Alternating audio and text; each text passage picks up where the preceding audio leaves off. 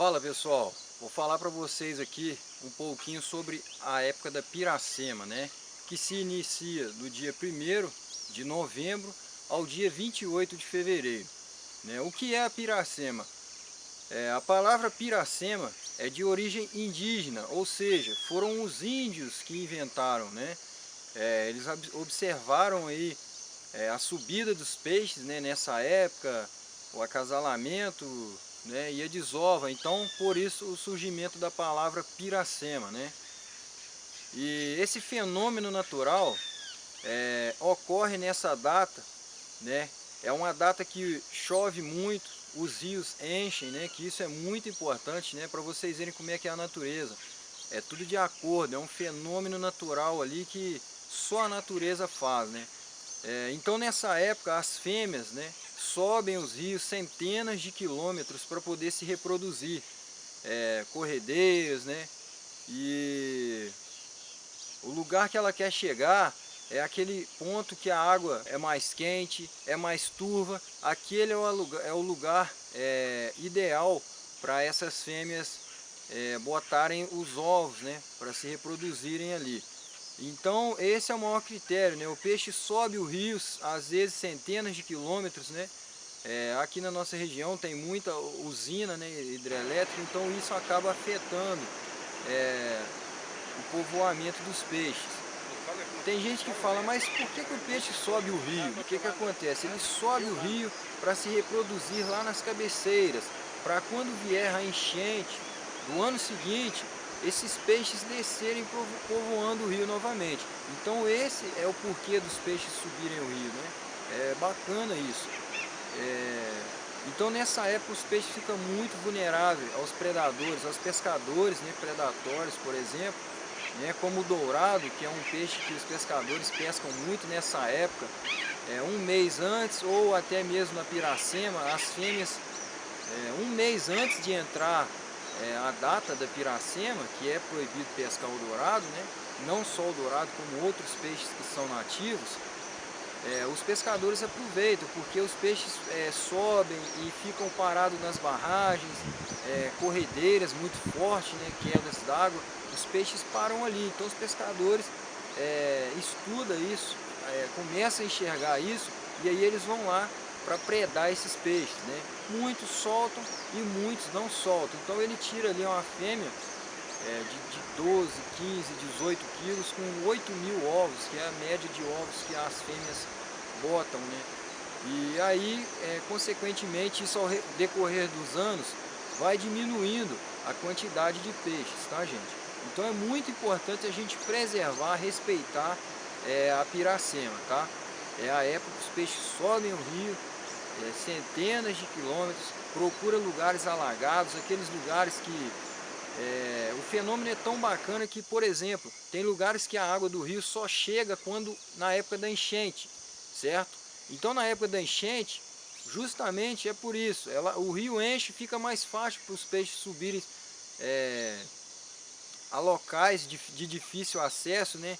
Muitas das vezes os rios, na época da seca, ele seca muito, então tem muitos lugares que o peixe não consegue chegar para povoar aquele lugar ali de peixe, né? Como os lagos. O lago fica o ano inteiro sem pescadores pescando ali, aí vai diminuindo os peixes, porque o rio não chega ali. Então chega a época da cheia, o rio enche, chega ali, abastece aquele lago, as fêmeas entram, e aí sim elas vão o quê? Chocar ali, vão procriar ali.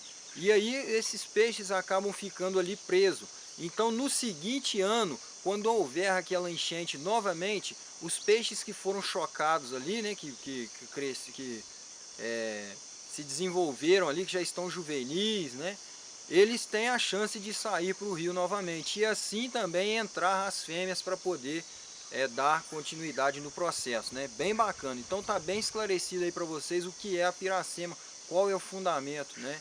A finalidade, né, da palavra. Por isso nós precisamos respeitar muito a Piracema.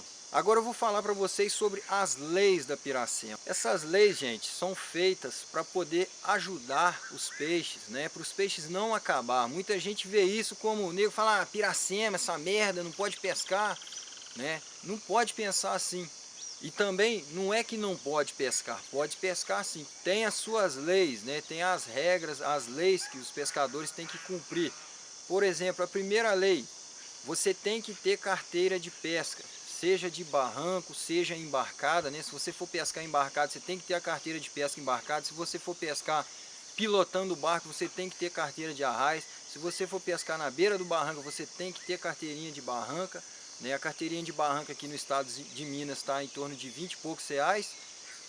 A embarcada está em torno de 55 reais. E a carteira de arraiz está em torno de 800, 900, R$ 1.000, vai depender do lugar e com quem você vai fazer, beleza? Então, não é proibido você pescar na época da piracema, certo? É proibido sim você pescar a 1.500 metros de uma barragem, de uma corredeira, isso sim, aí é proibido. Se você estiver lá, for pego com um caniço, né, com vara de mão, com molinete ou carretilha, você vai ter o material apreendido e vai levar uma multa aí que ultrapassa os R$ 100, vai depender da pescaria que você estiver fazendo, né? Vai depender de todo o processo ali. Mas, então fica bem claro, pescarias próximo, menos de 1.500 metros de barragens, represas, né? Corredeiras, quedas d'água, é proibido sim na época da piracema, tá? Porque ali é um lugar que os peixes juntam para ficar ali para se reproduzir. Então é proibido a pescaria ali. Você pode pescar assim, depois dessa metragem, você pode pescar os peixes que não são nativos. São aqueles que foram introduzidos no rio, né? Eles não surgiram ali por natureza. Foram peixes que foram colocados no rio, como a tilápia, o tucunaré, né? Aqui no estado de Minas. Tilápia, tucunaré, bagre africano, né? E outros peixes aí, a piranha preta, a curvina, são peixes que foram introduzidos. Então esses peixes você pode pescar sim, e tem um limite, né, de peso. Você pode pescar até 3 quilos e um exemplar, beleza? E aí você pensa, então os outros peixes não pode pescar, curimba, o piau, né, os outros peixes que são nativos. Você pode pescar sim, porém você precisa soltar esses peixes. Se você for pego com esses peixes, você vai levar a multa, certo? Vai ser apreendido o seu material, se você tiver embarcado, vai apreender seu barco, seu motor, vai apreender tudo que foi usado ali para te proporcionar aquela pescaria. E dependendo das circunstâncias, você até nem consegue recuperar o seu equipamento. Por exemplo, se você estiver próximo a uma barragem embarcado, a fiscalização te pegar com dourado, com peixes que são nativos, você vai levar uma multa que vai ultrapassar dos R$ 1.000, certo?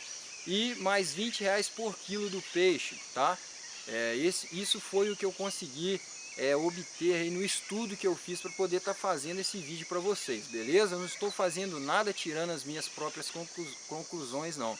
Eu estou fazendo aqui o que eu li, o que eu aprendi, o que eu estudei durante esse tempo todo que eu pesco e durante alguns dias que eu venho estudando isso para informar para vocês, beleza, gente? Então, você pode perder a sua embarcação, tá? Aí se eles não te devolverem, eles vão fazer doação com a sua embarcação, com o seu motor, eles podem fazer isso. Então assim, tente cumprir o máximo as leis da piracema, não pesque embaixo de barragem, principalmente o pescador, você que é pescador profissional, aquele pescador que tem licença, que é registrado para pescarias com redes e tarrafas, você se torna um pescador igual a nós, um pescador amador, que só pesca com carretilha, molinete, caniço, linha de mão, essas coisas. Esse pescador que é o profissional, o registrado, né, que pode usar rede, tarrafa, ele se iguala ao pescador amador. Ele vai ter os mesmos direitos do pescador amador.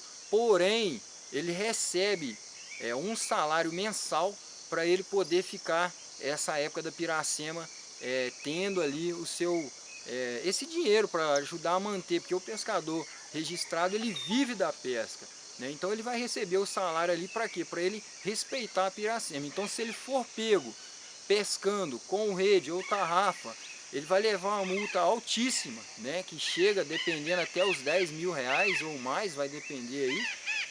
e ele pode perder a sua licença, né? Corre o risco de 3 anos de prisão, aquele negócio todo, principalmente se ele for pego pescando com essas redes e tarrafas próximo um raio menor de 1.500 metros de barragens, usinas ou corredeiras. Beleza, gente? Espero que vocês tenham gostado. Se gostou, aquele joinha, tá? Eu espero aqui de vocês joinha. Se não gostou, pode dar o seu dislike.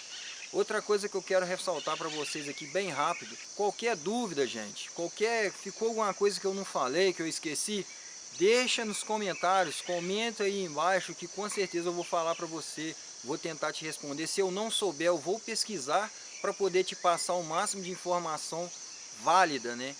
Beleza? Então, um grande abraço aí, fique ligado no canal do Pescador, tem muito vídeo bacana aí. Valeu!